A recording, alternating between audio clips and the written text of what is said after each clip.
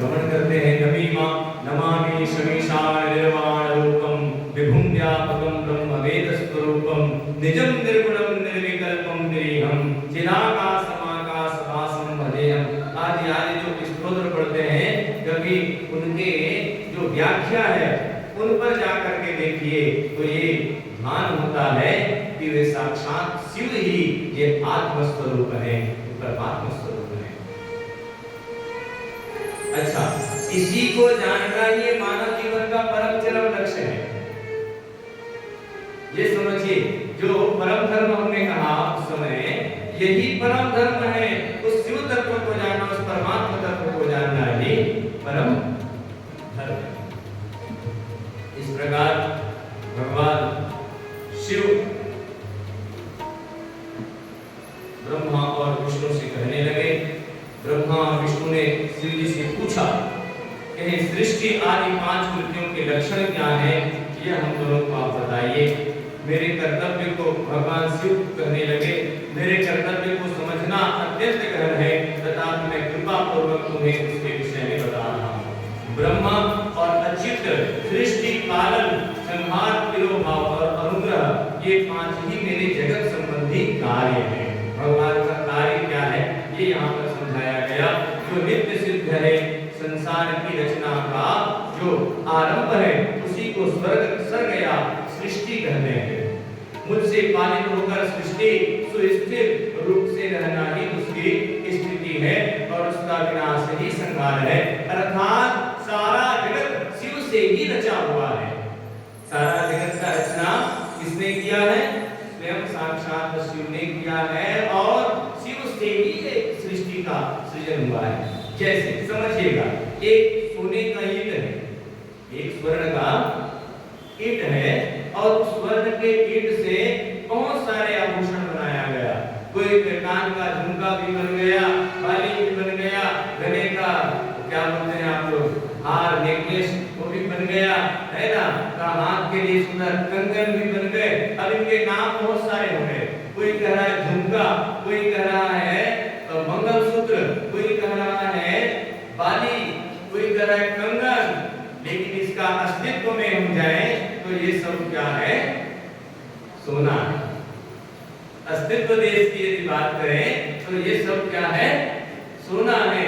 उसी प्रकार शिव से ही इस सारी सृष्टि का सृजन हुआ है और शिव में ही इस सारी सृष्टि जो है एक दिन विलीन हो जाएगी। उनकी इच्छा मात्र से ही ये सारी सृष्टि का सृजन होता है। ऐसा ही सब उनका जो भाव है उसी भाव को शिव जी जो है ब्रह्मा और विष्णु के समक्ष रख रहे हैं। मेरे भक्तजन इन 5 कृत्यों को 5 भूतों में देखते हैं। सृष्टि भूतल में, स्थिति जल में, संहार अग्नि में, तिरोभाव वायु में और अनुग्रह आकाश की स्थिति में। ये भगवान शिव के कार्य कहे जा रहे हैं कि सृष्टि करना, सृष्टि अर्थात सृष्टि का सृजन करना और स्थिति अर्थात सृष्टि का पालन करना। उन्हीं से ही संसार पालित होता है। और संहार अर्थात इस सृष्टि का संहार हो जाना। तिरोभाव वायु में और अनुग्रह आकाश में स्थित है, क्योंकि भक्त उनको 5 तत्वों में समझते हैं। पृथ्वी से सबकी सृष्टि होती है, जल से सबकी वृद्धि होती है। जल से वृद्धि होती है ना। बड़े बड़े नगरों को देखो, कहाँ पर बसे हैं? जहाँ पर जल की व्यवस्था हो वहीं तो नगर बसते हैं। यदि जल की व्यवस्था ना हो तो क्या हम यहाँ रहेंगे? यह जल के बिना कौन रहेगा? तो जल से ही सृष्टि की का वृद्धि होती है, जीवन की रक्षा होती है। और अग्नि जो है सबको जला देती है। अग्नि सबको जला देती है अर्थात संहार करने वाली है। ये सारे भाव स्वयं साक्षात शिव ने भगवान विष्णु और ब्रह्मा जी के पास है। अच्छा, ओंकार स्वरूप का भी उन्होंने यहाँ पर व्याख्या किया। ओम शब्द का जो हम उच्चारण करते हैं वो ओम जो है साक्षात शिव स्वरूप है। प्रणव जिसका हम उच्चारण करते हैं वो साक्षात शिव स्वरूप है। अच्छा, केवल शिव नहीं है, सां अम्बा भी कह सकते हैं। वहां पर माता भगवती पार्वती भी विराजमान है, क्योंकि वे उनकी की है। विचार करें, भगवान स्वयं कह रहे हैं इसी से पंचाक्षर मंत्र की उत्पत्ति हुई है, इसी प्रणव से ही पंचाक्षर मंत्र की उत्पत्ति हुई है। जिस पंचाक्षर मंत्र का हम जाप करते हैं ओम नमः शिवाय, इस मंत्र को साक्षात शिव समझना चाहिए। पंचाक्षर मंत्र से मात्र का वर्णन प्रकट हुए हैं जो 5 भेद वाले हैं, उसी से शिव मंत्र सहित त्रिपदा गायत्री का भी प्राकट्य हुआ है। इस प्रकार अ ई उ ऋषि ऋ ये 5 मूलभूत स्वर है तथा व्यंजन भी 5-5 वर्णों से युक्त 5 वर्ग वाले हैं। ये सारा वृत्तांत भगवान शिव। अब फिर क्रम जंजीर पकड़िए, नंदिकेश्वर और सनत कुमारों की जो चर्चा हो रही थी, वहां पर नंदिकेश्वर कह रहे हैं कि तदंतर जगदम्बा पार्वती के साथ बैठे हुए युवक महादेव ने उत्तराभिमुख बैठे हुए ब्रह्मा और विष्णु को पर्दा से ढक दिया और पर्दा करने वाले वस्त्र से आच्छादित करके उनके मस्तक पर सिर रख करके अपना कर कमल रख करके धीरे धीरे उच्चारण करके उन्हें उत्तम मंत्र प्रदान किया है। इसीलिए शिव को गुरु भी कहा गया है। वो स्वयं ब्रह्मा और विष्णु के सिर पर हाथ रख करके एक सुंदर निर्मल वस्त्र ढक करके हाथ रख करके उनको मंत्र की दीक्षा दी है। अब देखिए गुरु दीक्षा जब शिव ने दे दिया ब्रह्मा विष्णु को, तो उनको गुरु दक्षिणा भी दे दी है।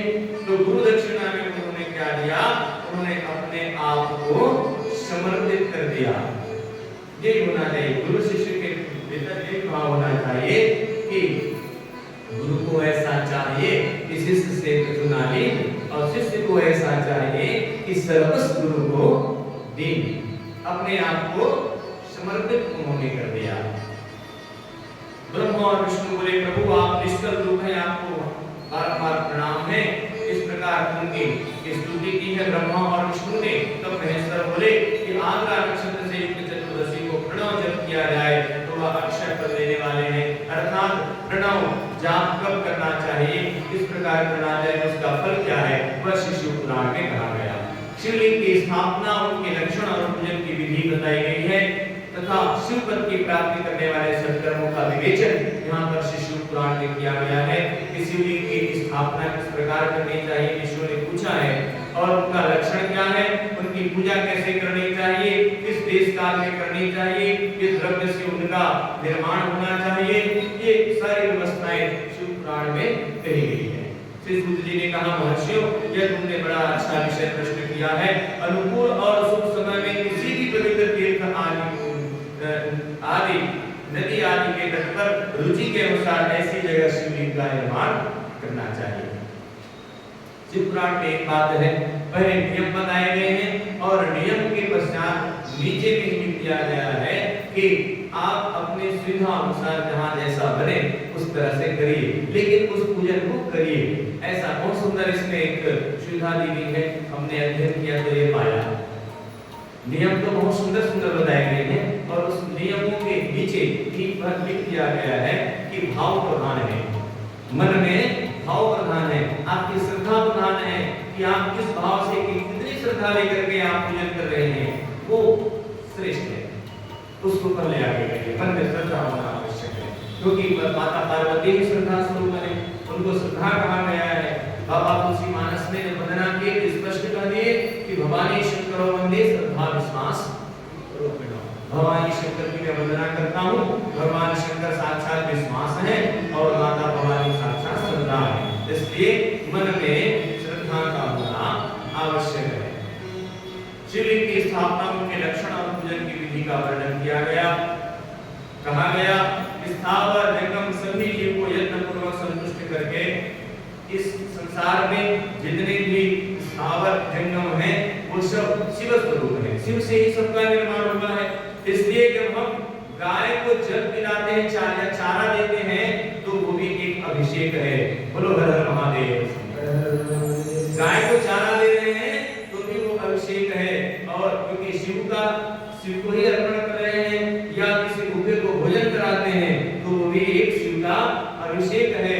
तो हम यदि वृक्षों में जल सिंचन कर रहे हैं तो वो स्थावर जंगम सभी शिव स्वरूप है, तो वो भी क्या है, हम शिव का ही अभिषेक कर रहे हैं। यदि हम पौधों को पानी दे रहे हैं तो, क्योंकि वो तो शिव का है। कभी कभी आप देखे होंगे कि कितना भी पानी का जल का सिंचन करो पौधा उगता नहीं है, लेकिन देखो परमात्मा का जैसे बारिश होता है, जैसे ऊपर से जल की वर्षा होती है, सारा पृथ्वी हरा भरा हो जाता है। ऐसे आप कितना भी पानी डालो, कितना भी जल सिंचन करो, तो कितना प्रभाव है उस अमृत बिंदु स्वरूप वो जो है जल वृष्टि होती है ना, तभी जो है वो पूरा सृष्टि, पूरा पृथ्वी जो है वो हरित हरा भरा हो जाता है। इस आवर जंगम सब को शिव स्वरूप मानना है, ऐसा सदाशिव प्रभु कहते हैं। तत्पश्चात मोक्षदायक पुण्य क्षेत्रों का वर्णन श्री शिव महापुराण में किया गया है। काल विशेष के विभिन्न नदियों के जल में स्नान के उत्तम फलों का निर्देशन किया गया है। तीर्थों के पाप से बचे रहने की चेतावनी दी है, क्योंकि कहा गया है पुण्य क्षेत्रे कृतम पुण्यम बहुधा ऋषि वृक्षति, पुण्य क्षेत्रे कृतम पापम महत्वदवपि जायते। शिव महापुराण के विश्वेश्वर संहिता में कहा जा रहा है कि तीर्थों में यदि कोई पुण्य किया जाए तो उसका फल भी बहुत ज्यादा प्राप्त होता है, लेकिन तीर्थों में यदि कोई पाप किया जाए तो वो पाप का भी परिणाम जो है वो बहुत ज्यादा मिलता है, आपका भी परिणाम मिलेगा। ये शिशु महापुराण कहती है तत्कालम जीवनार्थम चेत पुण्येन क्षुण्य निश्चति पुण्यमेश्वरी मदम प्राहो कायिकम वाचिकम तथा। मेरा एक प्रयास रहेगा आप सबसे कि शिव महापुराण की यह जो कथा आप सभी श्रवण पान कर रहे हैं वो श्री शिव महापुराण के ग्रंथ का आश्रय लेकर के विशेष रूप से मैं इसलिए कर रहा हूँ क्योंकि ज्यादा इधर उधर की बात न करके जो शिव तत्व का जो सार तत्व शिव महापुराण में जो कथा कही गई है वह कथा आप सब तक पहुंचा सके। यह एक मेरा इन 7 दिनों में प्रयास रहेगा, इसलिए इस ग्रंथ का आश्रय मैं विशेष रूप से ले रहा हूँ और ग्रंथ का आश्रय लेकर के आप सबसे कथा कर रहा हूँ। इसलिए बहुत सावधान होकर के शब्दों का आप विशेष रूप से श्रवण करें और बहुत सावधान होकर के सुने। श्री शिव महापुराण की इस विश्वेश्वर संहिता के में कहा गया सदाचार, शौचाचार, स्नान, भस्म धारण, संध्या वंदन, प्रणव जप, गायत्री जप, दान, नान्यतः धनोपार्जन तथा अग्निहोत्र आदि की विधि का वर्णन इसमें किया गया। सदाचार, जीवन में सदाचार आवश्यक है। सदाचार कहा गया कि शास्त्र सम्मत जो जीवन यापन करने की जो विधा है वही सदाचार है। देखो तो ये क्या हो गया, ठीक है, शास्त्र सम्मत जीवन यापन करने की विधा ही सदाचार है। अपने कुल धर्मों के अनुसार जीवन यापन करना ही सदाचार है। मर्यादाओं का पालन करना ही सदाचार है। वर्ण आश्रमों का पालन करना ही सदाचार है। जो वर्ण व्यवस्था जो बनाया गया है ना, उन वर्ण व्यवस्थाओं के अनुसार चलना भी आवश्यक है, वह भी सदाचार है। सूत जी बोले सदाचार का पालन करने वाला विद्वान ब्राह्मण ही वास्तव में ब्राह्मण नाम धारण करने का अधिकारी है। ब्राह्मणों के लिए भी कहा गया, क्षत्रियों के लिए कहा गया कि हमारे यहाँ बहुत सुंदर ब्राह्मणों संत महात्माओं की जो रक्षा करने वाले हैं उनको क्षत्रिय वर्ण का सदाचार उनके लिए कहा गया है। तत्पश्चात जो वैश्य होते हैं वो वैश्यों के लिए कहा गया क्रय विक्रय। वैश्यों में भी जो धान्य आदि वस्तुओं का क्रय विक्रय करता है वह वैश्य कहलाता है, दूसरों को मणिपुर कहते हैं। और जो ब्राह्मणों क्षत्रियों तथा वैश्यों की सेवा में लगा रहता है वही वास्तव में शूद्र कहलाता है। सबकी अपनी अपनी एक व्यवस्था है। इस प्रकार वर्ण व्यवस्था को सदाचार कहा गया है। तत्पश्चात शौचाचार, स्नान किस प्रकार करना है, भस्म धारण किस प्रकार करना है, ये सारी व्यवस्थाएं श्री शिव महापुराण में करी गई। देखिए पुराणों में हमको कैसा जीवन यापन करना है इसकी बहुत सुंदर विधा बताई जाती है। कैसे सोना है, कैसे उठना है, कैसे बैठना है, कैसे नहाना है, ये सारी बातें पुराणों में सन्निहित होती है। यदि हम शास्त्र के अनुसार जीवन यापन करें तो कभी जीवन में दुख का सामना हमको करने को नहीं पड़ेगा, दुख का सामना करना नहीं पड़ेगा। परंतु हम शास्त्र में जो निषिद्ध बातें कहे गए हैं उनके ही ओर अग्रसर होते हैं। शास्त्रों में मांस भक्षण मदिरापान आदि को वर्जित कहा गया, परंतु आज का जीव जो है वो इन सब में लिप्त रहता है। जो बातों को मना करो उसी को जीव जो है वो करता है, परंतु शास्त्र में इन सब बातों का विशेष रूप से निषिद्ध कहा गया है, निषिद्ध किया गया है। देखिए आज का जो मनुष्य है ना वो धीरे धीरे पशुओं की ओर नीचे जाता जा रहा है। जैसे जो पशु रात को सोता है वो दिन को जागता है, और जो पशु दिन को जागता है वो रात को सोता है। लेकिन आज के मनुष्य का सोने का कोई टाइम टेबल नहीं बना है। वो कभी दिन में भी सो जाता है तो कभी रात को भी सो जाता है ना?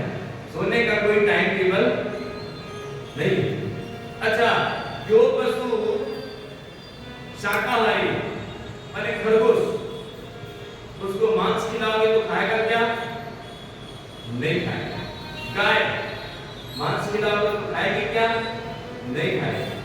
अच्छा, जो पशु मांसाहारी है जैसे शेर, उसको आप घास खिलाओगे तो खाएगा क्या? नहीं खाएगा, है ना? लेकिन आज का मनुष्य पूरा सर्वाहारी हो गया है। बोलो राधे राधे। क्या क्या नहीं खाया जा रहा है महाराज। तो आज का मनुष्य जो है वो पशुओं से धीरे धीरे नीचे जाते जा रहा है। श्री शिव महापुराण में कहा गया कि शौचाचार की आवश्यक है, सदाचार की आवश्यक है, भस्म धारण करना आवश्यक है, और संध्या वंदन आदि ब्राह्मणों को करना आवश्यक है। प्रणव जाप की विधि बताई गई, गायत्री जाप की विधि बताई गई, ये श्री शिव महापुराण में। तत्पश्चात अग्नि यज्ञ, देव यज्ञ, ब्रह्म यज्ञ आदि का वर्णन किया गया है। शिव के द्वारा सातों वारों का, जो सोम मंगल बुध गुरु शुक्र शनि रवि, ये जो 7 वार हैं, उन वारों का निर्माण शिव जी के द्वारा किया गया है। और देव आराधना से विभिन्न प्रकार के फलों की जो प्राप्ति होती है उनके कथन को कहा गया है। देवताओं को नित्य पूजन विशेष स्नान दान जप होम तथा ब्राह्मण तर्पण आदि में एवं रवि आदि वारों में विशेष तिथि और नक्षत्रों का योग प्राप्त होने पर विभिन्न देवताओं के पूजन में सर्वज्ञ जगदीश्वर भगवान शिव ही को उन देवताओं के रूप में पूजित होकर के हम ग्रहण करते हैं। अच्छा, कभी कभी ऐसा होता है ना कि हम तो कृष्ण भक्त हैं तो शिव की पूजा कैसे करें, ऐसा यदि मन में कभी भाव आता है तो ध्यान रखें, हरि और हर में किसी प्रकार का भेद नहीं है। स्पष्ट साक्षात महेश्वर कहते हैं ब्रह्मा और विष्णु से कि हे विष्णु, तुम में और मुझ में जो भेद करेगा वो नरकगामी होगा। स्पष्ट कहा जा रहा है, इसलिए कभी हरि और हर में भेद नहीं करना है। यह सुंदर शिव महापुराण की कथा करती है। देश काल पात्र और दान का विचार शिव महापुराण में कहा गया है। घर में किए हुए देव यज्ञ आदि शास्त्रोक्त फल को सम मात्रा में देने वाले होते हैं। गौशाला स्थान घर की अपेक्षा 10 गुना फल देता है। जलाशय तट उससे भी 10 गुना महत्व रखता है। तथा जहाँ पेड़ या तुलसी का वृक्ष हो, पीपल का वृक्ष हो, मूल निकट हो, वह स्थान जलाशय के तट से भी 10 गुना फल देने वाला होता है। देवालय में उससे भी 10 गुना महत्व स्थान का जाना चाहिए। देवालयों से भी 10 गुना महत्व रखता है। तीर्थ भूमि का तट उससे भी 10 गुना श्रेष्ठ है।